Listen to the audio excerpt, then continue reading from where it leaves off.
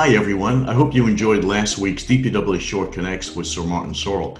We had a great interview with Sir Martin and there was so much great footage there that we decided to release another DPW Short Connects with Sir Martin this week as well. So here, enjoy some of this bonus footage that you'll be watching now. Thank you. Bye-bye now.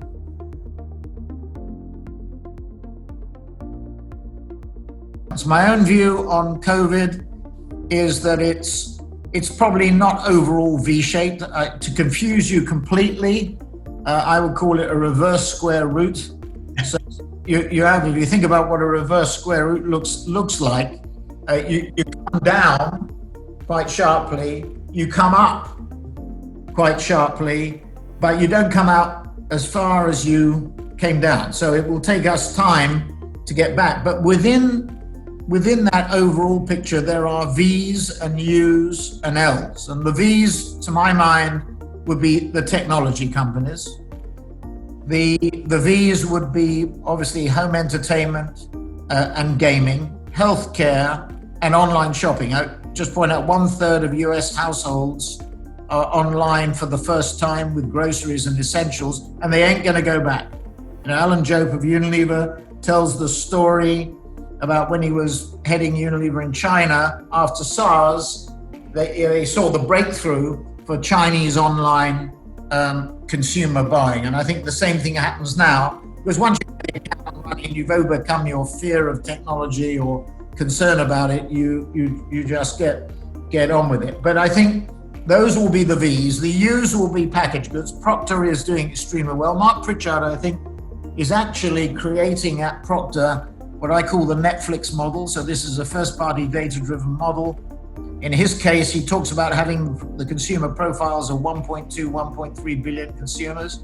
He's producing content at scale, what we call personalization at scale, and pumping it out in a targeted way, programmatically, and improving the results. You get the data back, you improve the content, you make sure that the connection that you're establishing is even more effective. So I think Q2 sees the bottom as far as we're concerned. On a little bit on the other U's, the autos would be U-shaped. Although in China we are seeing a snapback as the auto showrooms opened, but I would say more U-shaped. The L's would probably be travel and tourism. I don't think there are any chairs around, ones that are going to go out of business. I don't think anybody does anybody a service by being overly gloomy. I think as sort of leaders of companies or whatever their size, you have two responsibilities. One is to lay out everything as you see it. It can be desperate. It can be, we're going to hit a wall in Q2 and we're going to have financial difficulties and we're going to have liquidity problems. You lay it out as it is, but at the same time, you have to give people a vision for the future, a hook to hang their coat on, or some hope for the future. There's no point in looking at your boots.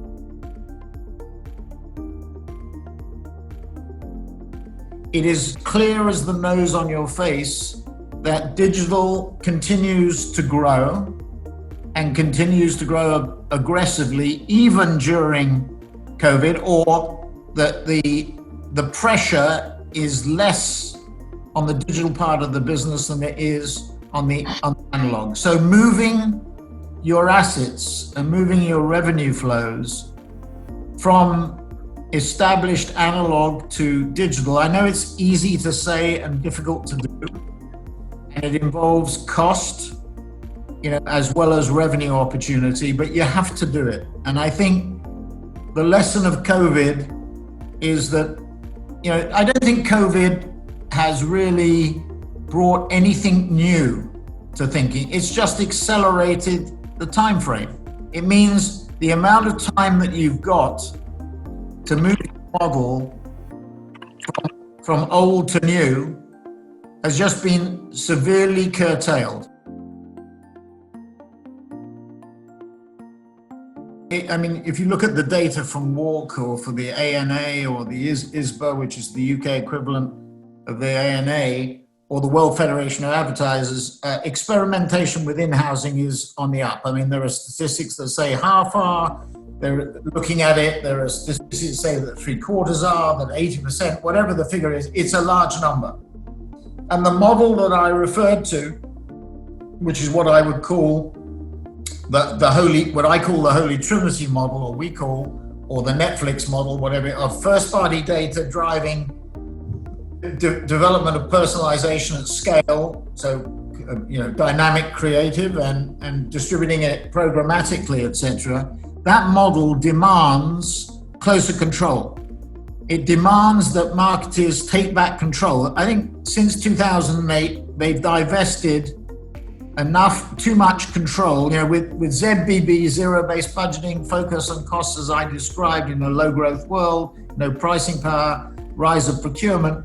They've tended to cut their internal resources. And as the walls in the walled gardens have gone up, particularly since 2016, and Google, Facebook, Amazon have said, we're not going to share the data as you thought we were, the needs for that have got greater. So be under no misapprehension. In housing, not just of media, but of content too, is here to stay. And in my view, will increase because the model, a 24/7 always on model, iterative model, demands it. You can't outsource it. We have three models: outsource, embedded model, where we have 75 people in Mountain View embedded in Google. They sit outside the campus, the Googleplex, for security reasons, but they're just across the highway. And they are, in there 24/7. And that's the way you develop, that's the embedded model. And then there's the in-house model. Now, the issues with the in-house model are around, if you ask your incumbent agency to in-house, they won't do it.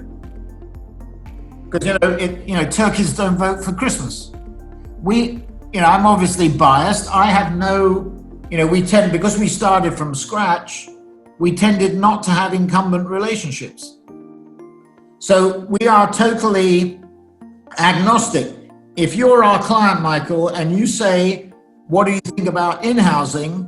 We will go through it with you like we did with Sprint, like we did with Bayer, like we're doing with several others at the moment. And we will evaluate it. It'll probably take a year to 2 years. We earn project fees, and after it's in-housed, we have two areas we after sales service, if you like, on tech, keeping clients up to date with technological developments, and people, training, because often people don't want to be just confined to one vertical or another. They want to do a multiplicity of verticals. So I think in-housing is definitely here to stay. I think it's a very, I wrestled with that at WPP. We had Kinetic, which was outside. Again, Kinetic, what I did with Kinetic, Rupert Day was running it, and he wanted to run a business. So I said, well, take Kinetic and create, almost like a separate business. So you were 100%, because it got lost inside Group M. Now, for political reasons, one of the problems with Group M was if you didn't put anything under Group M, so they had profit responsibility for it. Irwin was running Group M at the time. If you didn't stick it in there, they weren't interested in it. And I probably made that mistake with the data side of the business. I should have said, okay, let's move the whole of Kantar under Group M, and you run the whole thing, because it didn't integrate. And I think the same thing is true of outdoor. I think separating it but the trouble is that when you bring it into the whole, it's treated a bit like an orphan. And it's treated as being an addendum. And of course, where they spend their time and their focus is on TV or on, let me put it like this, mainline digital, Google and Facebook. Because the numbers, 250 billion, 165 last year on Google, 65 on Facebook, running at the rate of 15 to 20 on Amazon, and TikTok's the only one that's broken through with 7 billion, but that's all China. So I think it's a very, very difficult thing. I mean, you're damned if you do, you're damned if you don't in that structure. Because if you separate it, it's pushed off, and it's not, the media planners inside Group M don't bring it in. If you bring it in, the media planners are more focused on TV and even radio and other things rather than. So I think one of the things that's probably going to help you is the shift towards transparency. We're running a totally transparent, well, you can't have total transparency, it's either transparent or not. We're running a transparent model. And we don't buy media. We don't buy media, and so we don't act as a principal and sell it on without, disclosing whether you describe pricing or not. So I think transparency and the pressure, the agencies, the holding companies are in a very difficult position. They are not being taken to the cleaners by Google and Facebook. That's wrong thinking. They are the meat in the sandwich between the publishers and the clients. If the clients want better payment terms, they don't go to Rupert Murdoch or Bob Iger and say, we want an extra 30 days. They would just say, you won't get on air. They go to the agencies and say, if you want our business, these are the terms. Some clients want 180, 210 days, which is not for agency fees, for media costs. So trying to shift the traditional model is extremely difficult. And over time, the pressure on the holding companies is going to intensify. So I think increasingly, the wind is with you. You will have a tailwind, because I think the pressure intensifies. And so they will start to push things together in a much more cohesive way.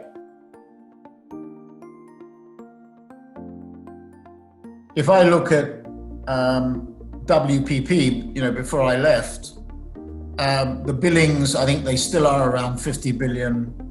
Well, actually, total billings were about 70, 75 billion, but let's say Group M's billings were about $50 billion. And the biggest investment out of that, we used to call it Media Investment Management, that division. The biggest investment was in Google at that time, around 7 billion. Or maybe a little bit less, about 5 to 6, and Facebook, you add another 2, is about 7 billion. So, and that was, they were number 1 and 2. Fox and Disney together would be bigger than Facebook, or would have been in my time. But the answer to your question is, playing yourself into Google, Facebook, it's the 20 companies I mentioned. And in relation to this question, probably six key companies: Google, Facebook, Amazon, Tencent, Alibaba, and TikTok now. Those would be the key things. Now, if you plug yourselves into the platform, then you do get the relationship and the link, because they're looking for volume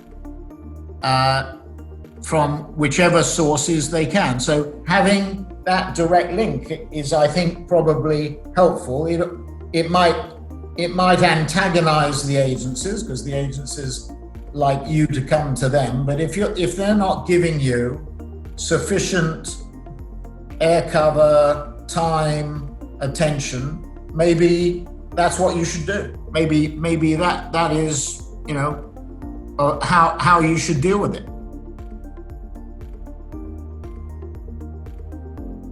First of all, we communicate on a regular basis. So I should have done this pre-COVID, but every week I write to everybody individually in the company and update them on 3 areas. One is on people, what's happened to our people, so infections, complications, etc. Secondly, on clients, and thirdly, on our finances. So we look at it and I take them through, and then every day we have our top 8 people. Some are based in Singapore, some are based in Amsterdam, some are based in London, some are based in Denver, Boulder, and Scottsdale or San Francisco. So we get together on a daily basis, usually for under an hour, half an hour, 3/4 an hour, discussing the same 3 issues.